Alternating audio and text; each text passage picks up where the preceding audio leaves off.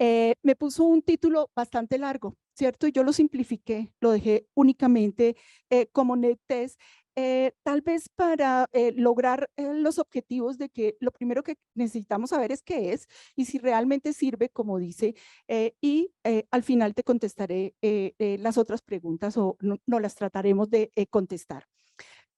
Toda la mañana hemos hablado de precisamente esto, de cómo son de heterogéneos los tumores neuroendocrinos, no solamente desde su comportamiento, de la complejidad que hacen, de la multidimensionalidad que tienen estos tumores.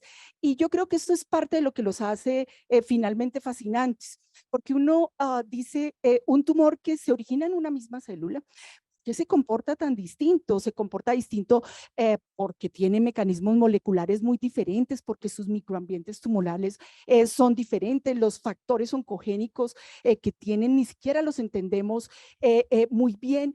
Y toda la mañana hemos hablado de tratamientos diferentes que inclusive pueden usarse en todos los pacientes.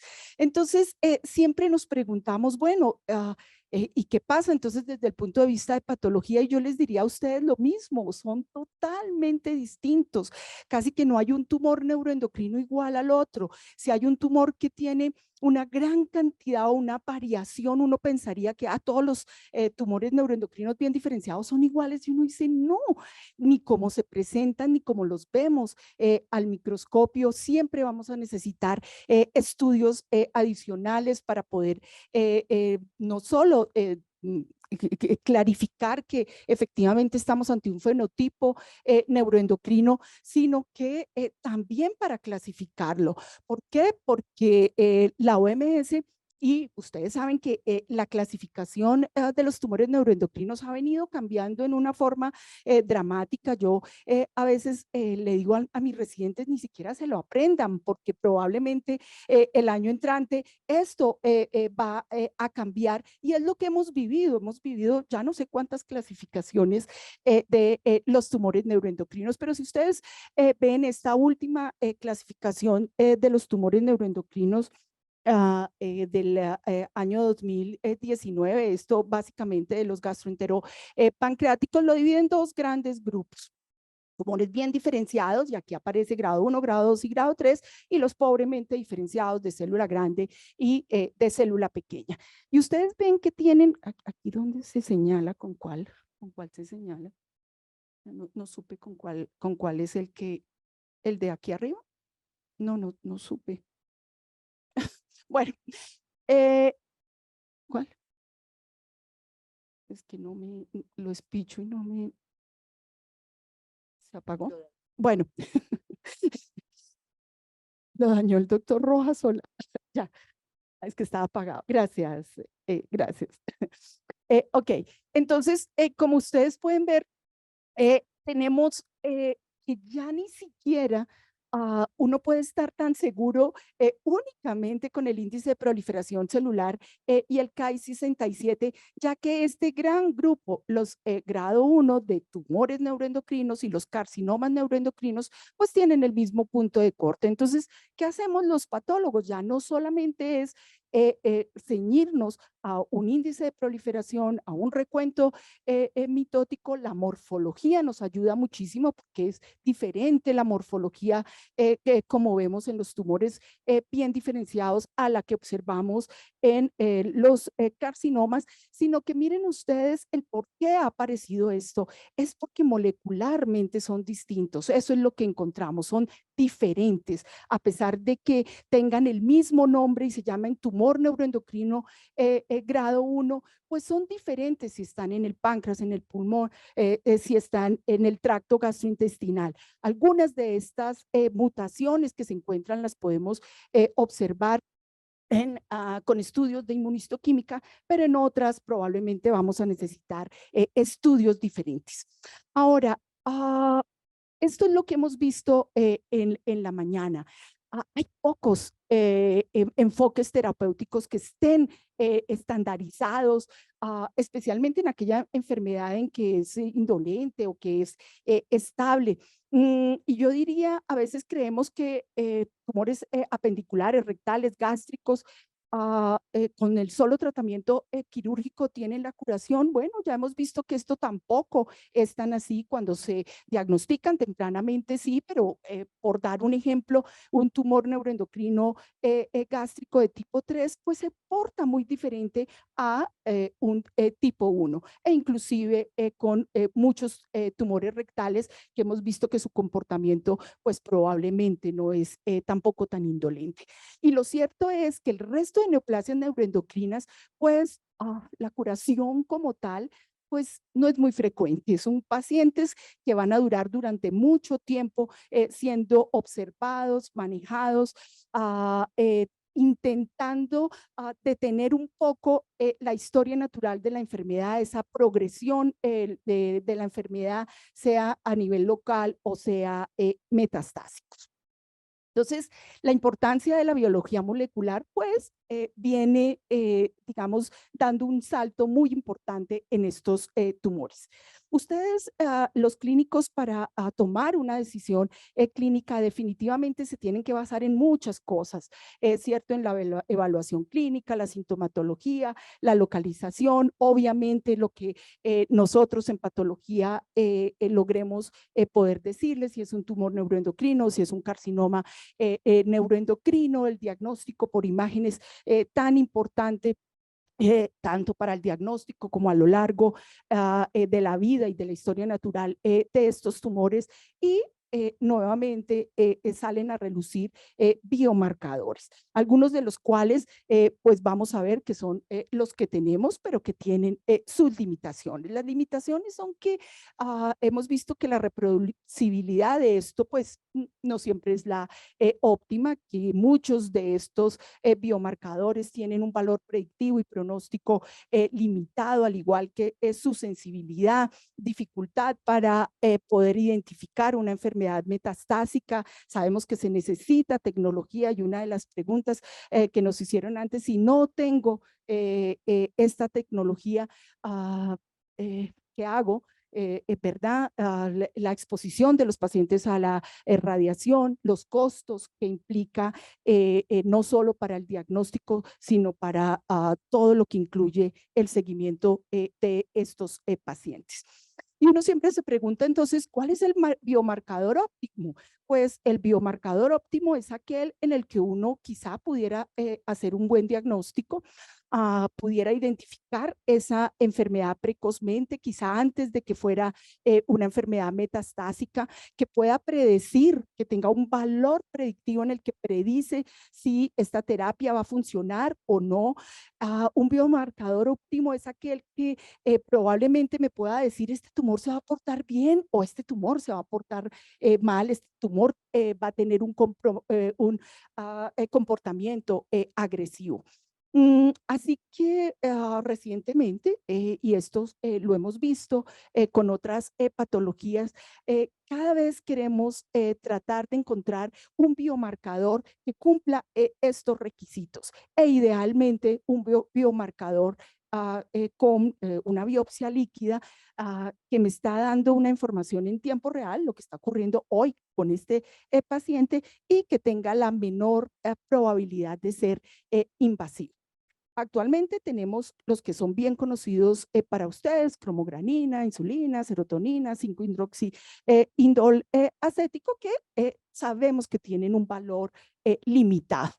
Así que sí, se han venido generando una gran cantidad de herramientas que en tumores neuroendocrinos probablemente todavía necesitan una validación clínica más importante, como por ejemplo los microRNAs, que de hecho los hemos estudiado y mirado, pero tienen una análisis si sirve o no sirve. Igual pasa con las células tumorales circulantes en tumores neuroendocrinos aún. No hay pruebas de su utilidad clínica. El hecho es que igual cambiar biomarcadores monoanalitos como los que tenemos, cromogranina y demás, por biomarcadores de multianalitos, probablemente, digamos, van a tener un mejor resultado, y es lo que se hace con las biopsias líquidas. Es tratar de encontrar una firma genética que no sea invasiva, es decir, en la cual no necesitemos una biopsia, un tejido como tal, para poder encontrar esto. Ya nos hablaron la doctora que me precedió de las mutaciones que conocemos en la mayoría de los tumores neuroendocrinos, las mutaciones somáticas, esporádicas, alteraciones cromosómicas, epigenéticas y demás. Y casi en todo siempre nos dicen, necesitamos más aclaración, necesitamos saber más, necesitamos más investigación. ¿Qué quisiéramos tener? Poder identificar un regulador maestro, algo que me diga, esto es lo que le sirve a este paciente, definir dianas terapéuticas. No por quedarme yo como patóloga sin trabajo, limitar las biopsias invasivas, pues claro que también es limitarle la menor invasividad a nuestro paciente, pero lograr una correcta estratificación y poder ofrecerle al clínico una mejor herramienta en su terapéutica. Entonces, ¿qué es el NET test? ¿Cierto? Es una biopsia líquida. Es una biopsia líquida que es estandarizada, que ha sido reproducible, que es específica para tumores neuroendocrinos y que se basa en el estudio del ARN mensajero. Es un análisis de multianalíticos, analitos, que estudia 51 genes en tumores neuroendocrinos, y esto se hace por una reacción en cadena de la polimerasa, que en los estudios, que esto es muy reciente, en realidad aparentemente está dando una información, un perfil molecular bastante preciso de estas neoplasias. Y esto se compara un poco con algunos que yo creo que todos ustedes conocen y que llevan mucho más tiempo, como el Oncotype o el MammaPrint, en los cuales una de las grandes ventajas de la biopsia líquida es que se considera rápida, fácil, es una prueba de PCR, que no duele, pues duele el pinchacito de sacarle la sangre al paciente, que si uno considera, pues es, digamos que dentro de, de los beneficios podría ser bastante costo efectiva, le duele menos al paciente, no necesita anestesia o biopsias dirigidas por otros medios. ¿Y qué fue lo que hicieron los que se inventaron esta prueba? Entonces lo que hicieron fue analizar una gran cantidad de datos haciendo micromatrices de perfiles moleculares y de perfiles celulares, no solo de tumores neuroendocrinos, sino también de otros tumores como adenocarcinomas. Y, y lo que hicieron patrones de expresión. Esto se hizo tanto en tejidos congelados de bancos de tumores como en muestras de sangre. Y de coexpresión de estos tumores y de eliminar genes que no tuvieran, que no fueran relevantes con esa neoplasia o con los tumores neuroendocrinos, o que fueran expresados en otros tumores como por ejemplo los adenocarcinomas, logrando identificar lo que se llaman los genes candidatos. Para ellos fueron 51 genes candidatos que fueron validados más o menos en unas 3 cohortes de pacientes, y con esto hicieron un análisis matemático, un análisis de algoritmos en los que atribuían una marca genética, una expresión especial para los tumores neuroendocrinos. Y aquí incluyeron tumores neuroendocrinos todos, no solo gastroenteropancreáticos, sino pulmonares, feocromocitomas, tumores metastásicos y demás. Y esto es como la simplificación de todo lo que hicieron. Una muestra de sangre, se aísla el RNA, se hace la síntesis del ADN, una prueba de PCR, los datos se analizan con estas pruebas biomatemáticas y esto genera un score.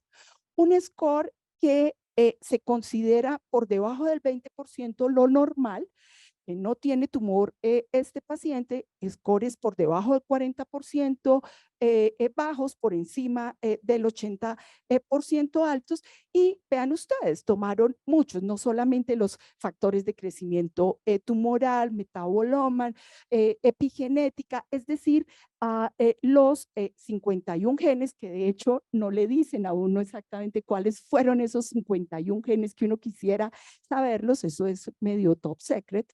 Estos 51 genes que uno pues se imagina cuáles son en estos y hacen una confirmación matemática con un análisis de características que son bastante predictivas para estos tumores. ¿Qué han demostrado los estudios? Y me ha parecido pues unos estudios interesantes en realidad. Útiles para identificar y diferenciar diferentes tipos de neoplasias neuroendocrinas, si son tumores o si son carcinomas, el sitio de origen, si está en el intestino delgado o en el páncreas, muy especialmente útil, por ejemplo, en aquellos tumores de origen desconocido, metástasis de origen desconocido, a medir la agresividad, si se porta bien o no, y todos los tumores neuroendocrinos. Entonces, es útil el NET-TEST, uno diría, bueno, sí, cosas interesantes que puede identificar todos los tipos de tumores neuroendocrinos, incluidos aquellos tumores muy pequeños que aún no son metastásicos, pueden identificarse lesiones hepáticas que por imágenes no se ven y que posteriormente se hace la confirmación histológica. Comparar con biomarcadores de un solo analito, como por ejemplo en este estudio en el cual con el NET-TEST para los de intestino delgado, páncreas, broncopulmonares, casi llegaba al 100%, mientras que la cromogranina no alcanzaba el 60%. En resumen, podría ser útil como diagnóstico prácticamente en cualquier localización y su sensibilidad alcanza el 97%. También se ha visto que los niveles de esto se correlaciona con el estado clínico, niveles bajos es enfermedad estable, niveles altos una enfermedad progresiva, evalúa por ejemplo si después de un tratamiento quirúrgico pudo haber quedado algo de enfermedad residual, identificando recurrencias de la enfermedad, respuesta al tratamiento o medir fracaso al tratamiento. Esto es más o menos un algoritmo que dan para el manejo de estos tumores. Entonces, tiene una buena perspectiva como un biomarcador, siendo útil como diagnóstico, siendo útil como factor pronóstico, identificando inclusive en unas etapas muy tempranas si este tumor va a ser estable o va a progresar rápidamente. Esto teniendo en cuenta el score que les comenté yo a ustedes. Al igual que con la monitoreo a terapia, evalúa esa respuesta al tratamiento también teniendo en cuenta estos scores, predice si va a responder a este tratamiento con análogos o con radionúcleos o radionúcleos. Es decir, como nos lo están mostrando, pues puede ser un biomarcador ideal, con buenas implicaciones clínicas, económicas, con un impacto que lo han medido desde el punto de vista económico, con un ahorro que ellos lo calcularon anual entre 240 y 1.690 millones de dólares durante el seguimiento de estos pacientes porque sabemos que los pacientes necesitan un seguimiento a largo tiempo. ¿Dónde se hace? No se hace en Colombia. Por el momento se hace en un laboratorio en Estados Unidos y otro en Londres. En Estados Unidos tienen únicamente 5 sedes. Ellos le envían a uno al laboratorio periférico, llamarían a uno el laboratorio periférico, todos los insumos se manda y en 2 días aparentemente ya se puede tener el resultado. Así que Deyanira, ya sabemos qué es, para qué sirve. Pensar que se puede implementar en Colombia, la respuesta es sí. ¿Es costo efectivo? Pues los estudios dicen que si es costo efectivo, todavía no sabemos cuánto puede costar en nuestro país, pero calculamos que probablemente en un futuro próximo podamos contarles algo más a ustedes.